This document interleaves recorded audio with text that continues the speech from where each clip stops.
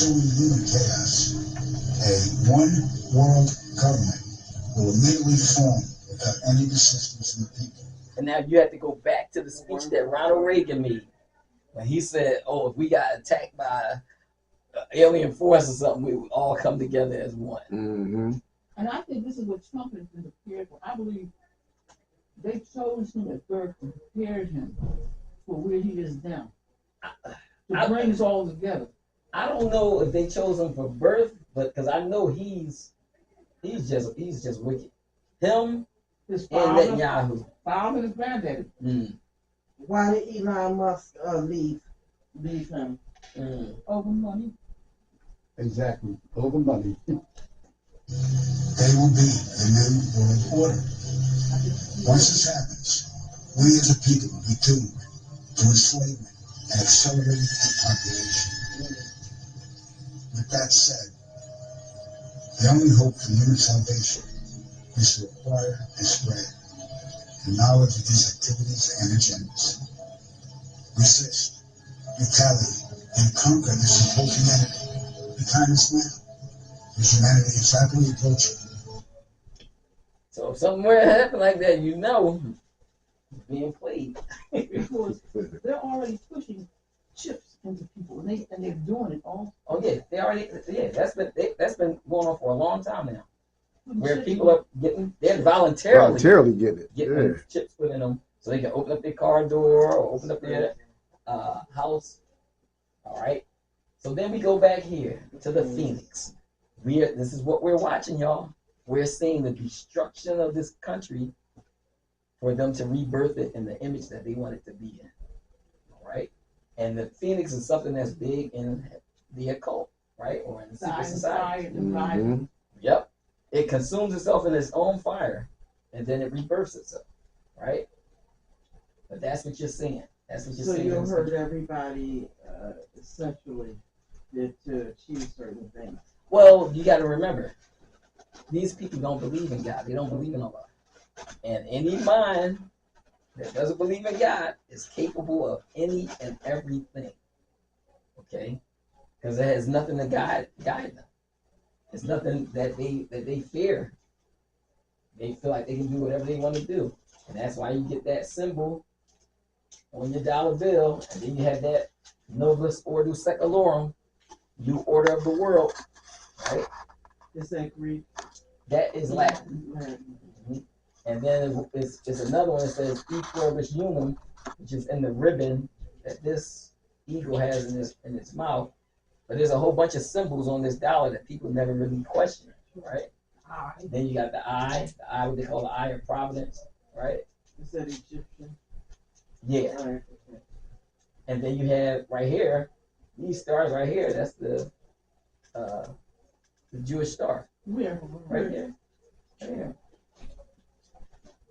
If you were to, this is the hexagon. Let me take out my box.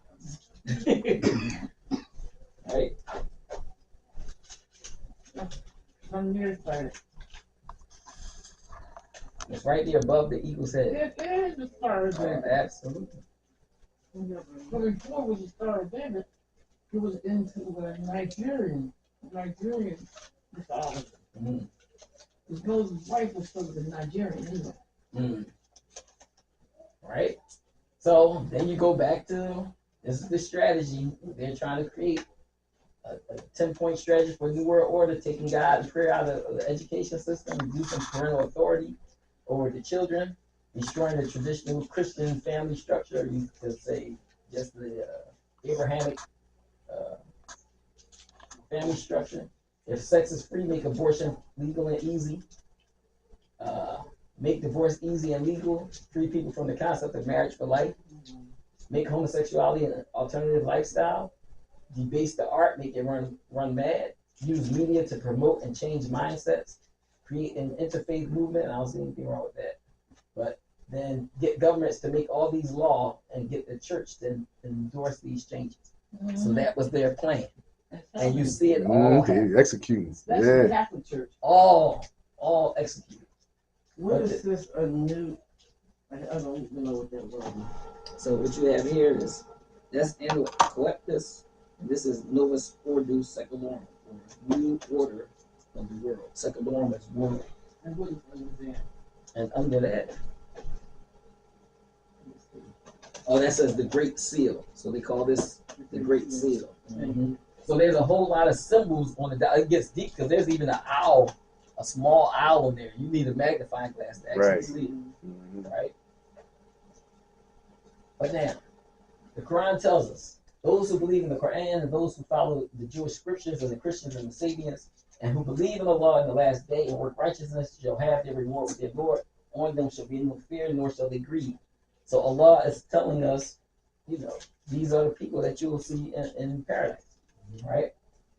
But really, we need to be working together as a community of believers and let, Allah judge between us in our differences, right? But now, they said he slipped on live TV. They're preparing for something big. Secretary Hegseth, sir, a memo circulating on social media details the establishment of a National Guard response force that's going to be trained in crowd control and civil unrest and deployed in all 50 states by April of 2026. Can you verify the authenticity of that memo, and do you have any more information on the operations?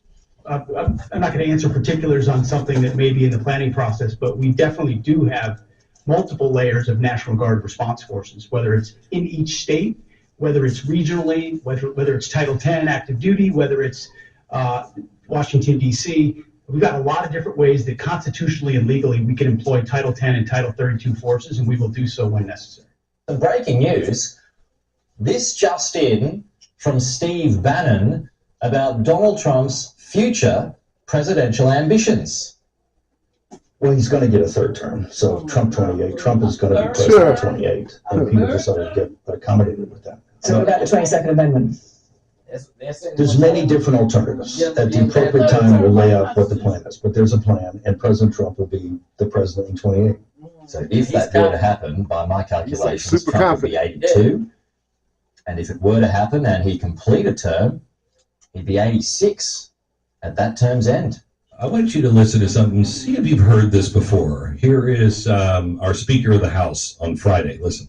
They're going to descend on our Capitol for their much anticipated so-called No Kings Rally. We refer to it by its more accurate description, the Hate America Rally, okay? And I'm not sure how anybody can refute that.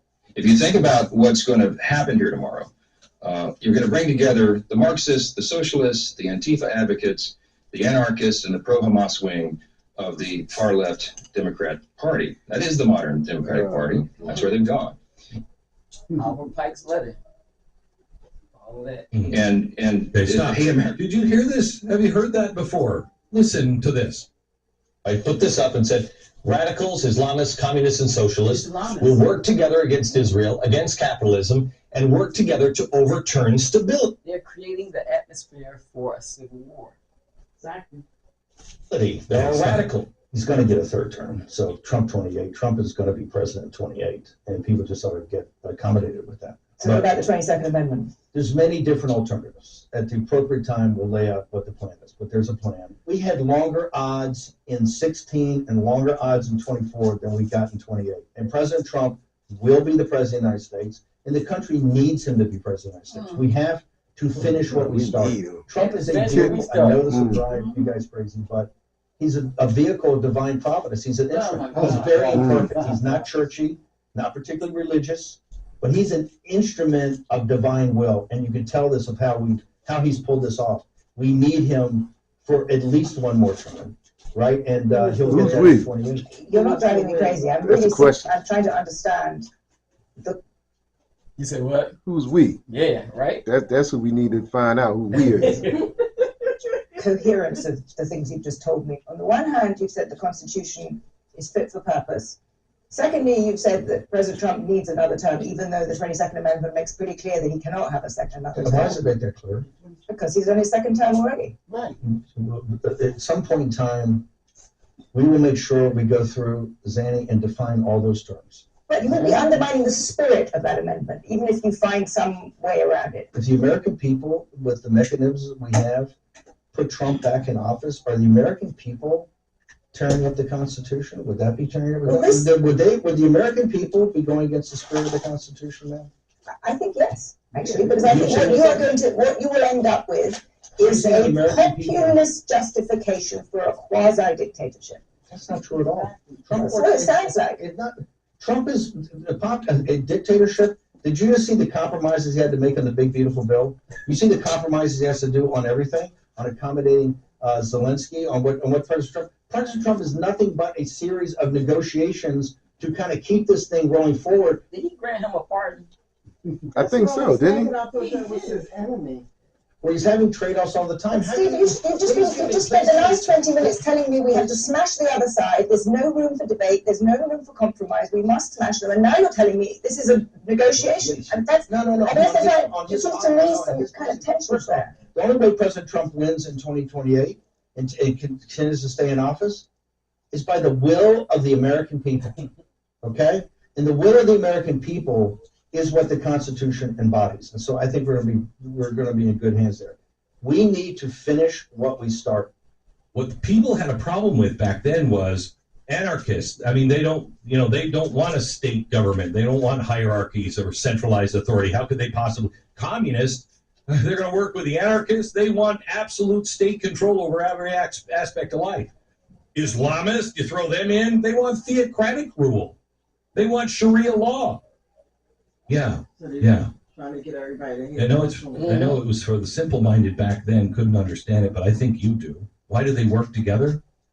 Because they all share one immediate goal, and that is destroy the existing order.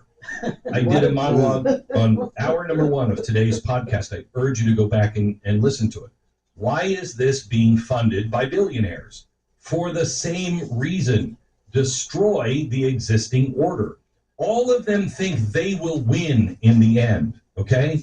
They know they can't achieve their utopia without first tearing down the system that they hate, capitalism, constitution, Western civilization, whatever it is.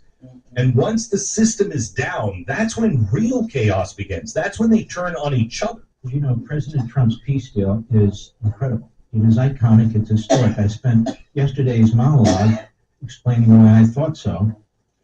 And I think this is something that will be discussed for a very, very long time in a very positive way going forward. He really hates Muslims. But I have a suggestion. It's not, nor should it be, the end of the peace process. The greatest danger and threat in the Middle East, which is spread to our country, our hemisphere, other Western nations, Britain, France, you name it, is Islamist terrorism. While it exists beyond the Middle East, the fact is that the Middle East is the hotbed of ideologically centered Islamist terrorism. It's where their so-called scholars are. It's where most of the headquarters are for the worst of the groups. Again, not just there, but there. So until this is addressed, even beyond Hamas, there can't be a permanent peace. I'll prove it to you. I don't see a budget request to eliminate all of our counterterrorism infrastructure, all the personnel and all the funding, or should there ever be? It remains a deadly threat to we, the people of the United States. Now, to be more specific, until Arab and Muslim countries like Qatar stop funding it, promoting it, and exporting it, and using state-run propaganda operations that are wildly popular throughout the Arab and Muslim worlds, like Al Jazeera. Until they stop using them to spread it throughout the Muslim and Arab worlds, the eternal peace we say we want simply will be an illusion. This is the power of but this is the game that they play. They use the media, but let's look and see who this guy is. This is this guy. So when you look at his profile, you'll see why he talks the way that he talks. All right. So he's a Zionist Jew. Okay. And this is why he's he's spreading this rhetoric, right? But Allah tells us, chapter 2, verse 136. So you believers say we believe in Allah. Oh, so you believers say we believe in Allah and what was sent down to us and what was sent down to Abraham, or Ibrahim, Ishmael, Isaac, Jacob, and the tribes, and what was given to Moses or Musa, Jesus or Isa, and all the prophets by their Lord. We make no distinction between any of them, and we devote ourselves to Him. Right? The table spread, chapter 5, verse 82. The strongest among men in enmity to the believers wilt thou find the Jews and the pagans, and nearest among them in love to the believers wilt thou find those who say we are Christians, because amongst these are men devoted to learning and men who have renounced the world, and they are not arrogant. So this is what Allah is telling us. Definition of enmity: the state or feeling of being actively opposed or hostile to someone or something. All right? And then you see this man is saying that saying that Muslims or Islam is the problem, is the threat. And then you see this going on in Palestine, right?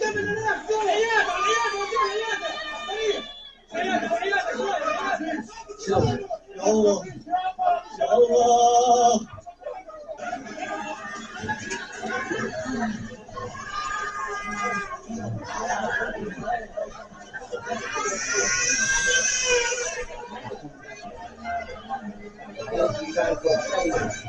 Muslims as these horrible terrorists.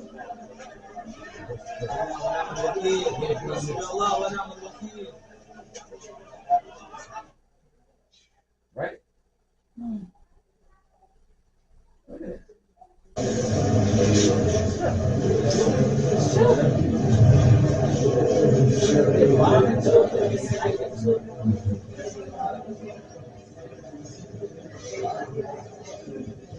Yet they convince the world that Islam is the problem.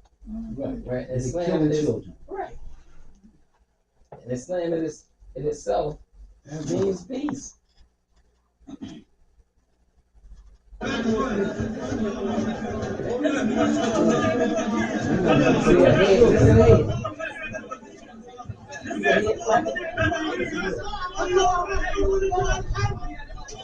have so much to answer for.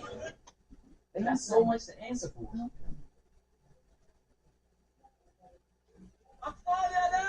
These are children, he says. Anger over the continued killing is raw. There's no let-up in the Israeli bombing of Gaza. Multiple bloodied children. Whole families being wiped out.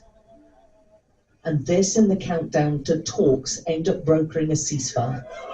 Hamas says it won't attend the talks because they told us the Israeli government's setting new conditions. The Israeli delegation will attend, and they insist it's Hamas who's holding up a deal.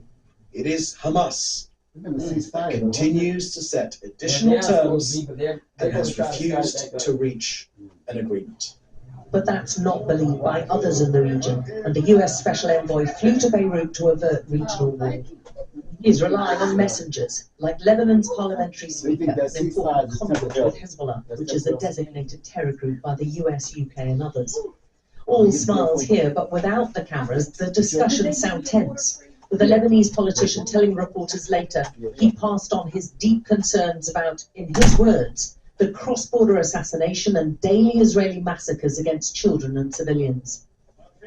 There's more. I think they raping the women too. I don't know if I heard. They were horrible. They would treat people so horribly over it. But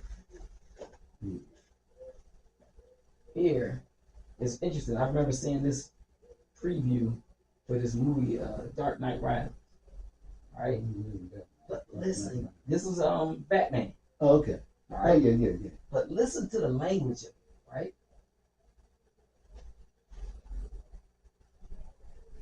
This was in 2012, right? Oh, say, can you see by the dawn's You are as precious to me as you were to your own mother and father. I swore to them that I would protect you, and I haven't.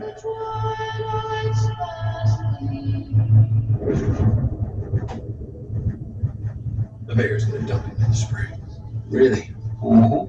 But he's a hero, a war hero. This is peacetime. You think this could? Listen to what this lady is saying. I think this is lady played Catwoman. Listen to what she said. You think this can last? She said, "You think this is going to last?" There's a storm coming, Mr. Wayne. There's a storm coming, Mr. Wayne. You and your friends better batten down the hatches.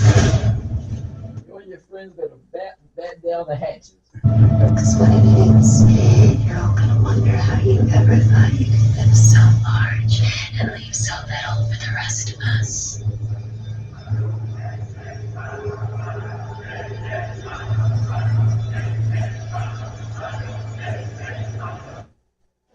That was talking to us in this country. It's talking to us in this country. All right? Because now you're getting this. I spoke to one woman who actually lives in this building, and she says she was detained by ICE agents overnight, and she says they took everyone and then asked questions later. They just treated us like we were nothing. Patricia Fisher says she came out to the hallway of her apartment complex on the corner of 75th and South Shore Drive in her nightgown around 10 Monday night, only to find ICE agents yelling police. It was scary because I've never had a gun put in my face. They asked my name and my date of birth and asked me did I have any worse, and I told them no, I didn't. She says she was then handcuffed and released around 3 a.m. Fisher says she was told if anyone had any kind of warrant out for them, even if it was unrelated to immigration, they would not be released. Citizen App video shows the chaotic scene overnight. Neighbors tell us there were dozens of ICE agents. Neighbors like Ebony Watson says they ducked for cover as they heard several flashbangs go off. They was terrified. The kids was crying, people was screaming. They looked very distraught. I was out there crying when I seen the little girl come around the corner. Because they was bringing the kids out too. Had them zip tied to each other. That's all I kept asking. Where's the morality? Where's the human? One of them literally laughed. He was standing right here. He said, "Them kids." Watson. This is Chicago. He said the guy said, "F them kids." And these are Afro-Americans. Right. These not foreigners. Right. No. And says budget trucks and military-style vans were used to separate parents from their children.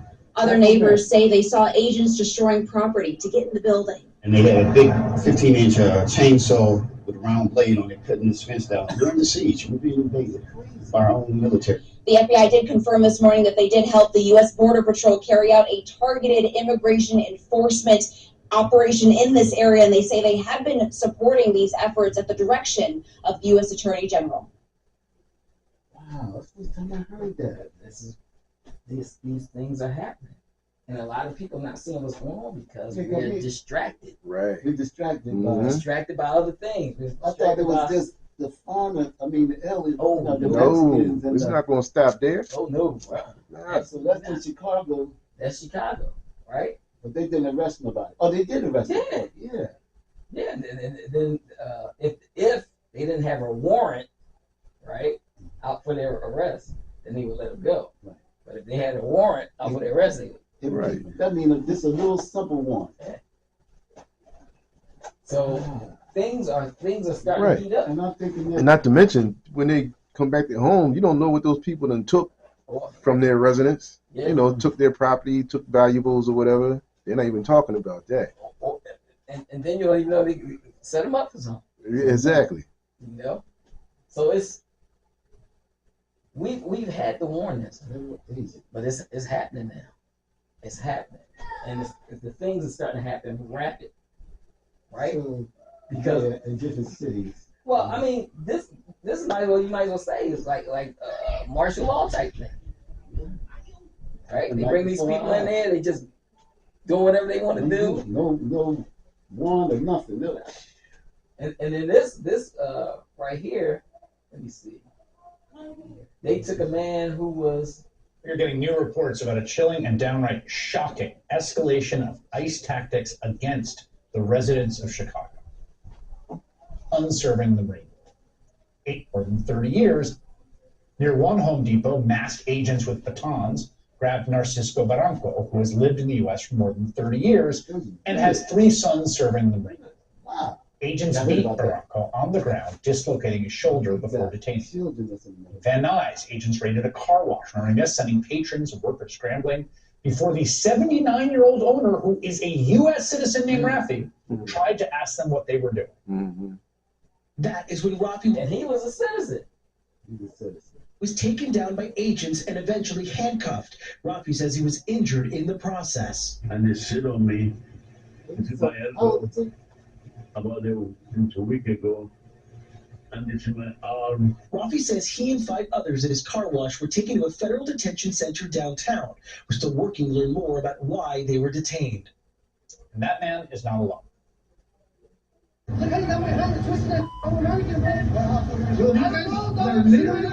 Literally based off of skin color. My homie was born here just because of the way he looks. Agents kept stopping people they suspected of being undocumented immigrants for no reason other than they weren't obviously white. Like Brian Gavidia, the man you saw there, the 29-year-old American. He wasn't arrested, but he says agents went through his phone for 20 minutes and kept his real ID card. Now, these are obvious violations of people's core constitutional civil rights, their right to equal protection and the freedom from unlawful searches and seizures. And victims filed a class action lawsuit. And after an entire bench trial, a federal judge sided with those victims and ended the ICE sweeps. And in her ruling, she wrote, "It is illegal to conduct roving patrols which identify people based upon race alone, aggressively question them, and then detain them without a warrant, without their consent, and without reasonable suspicion that they are with status." Yes, it is. Yes, it is. Well, remember when they the appeals court upheld her injunction against ICE. They would need a warrant if they had a suspicion that you were a terrorist. So, you know, this stuff is happening rapid. You know, a lot of people they're just not paying attention. Yeah, stop doing this. And so the Trump administration took the issue to the Supreme Court. And lo and behold, last month, the court's 6-3 conservative majority voted to just let Trump and ICE continue for now, as the case works its way up, to use racial profiling in their immigration rates, halting the lower court's decision, saying, go ahead. Now, they gave no reasoning or explanation for their decision, silent, except Justice Brett Kavanaugh, who wrote a short concurring opinion saying there's absolutely no problem whatsoever with racially motivated stops by law enforcement. Quote, if the officers learn the individual they stopped is a U.S. citizen or otherwise lawfully in the U.S., they promptly let the individual go. Welcome to the era of what critics call the Kavanaugh stop. Carte blanche for ICE to continue violent, warrantless raids and stops all over the country. To undocumented immigrants, lawful residents, and American citizens alike.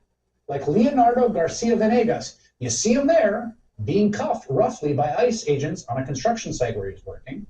Vargas showed the agents his real ID as proof of citizenship, and they told him he was lying.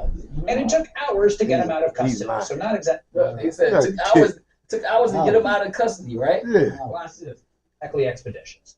And then, get this, 2 weeks later, ICE arrested him again at another work site. Oh my God, they're following. He's now Come on, man. Yeah, it's the consequence of all this is what we're seeing. But this is the thing: when you deal with marginalized people, they don't care. They don't care. They do not care. So they don't mess with, they just stop messing with that black lady up in New York. What happened? She was in one of those like a federal building or something, and an ICE person was harassing her, and she snapped on him. She snapped on Yeah, I mean, backed off? just cussed him out, and backed off? got on the elevator, and they left her alone. Yeah, That's probably too many people out there. yeah, something. You know, she wouldn't have it. With ICE is going on, the federal government being shut down, Yeah, look the at all this food stuff. stamps being cut off. And we got something coming. And something media, and some and the alien shit coming. We don't know what it is. That's a whole nother story. I was told one time, when things are up front that's happening, There's That's something only else a over here. distraction of what's going on over Somewhere here. else. Yeah. Yeah. Now, what are we being distracted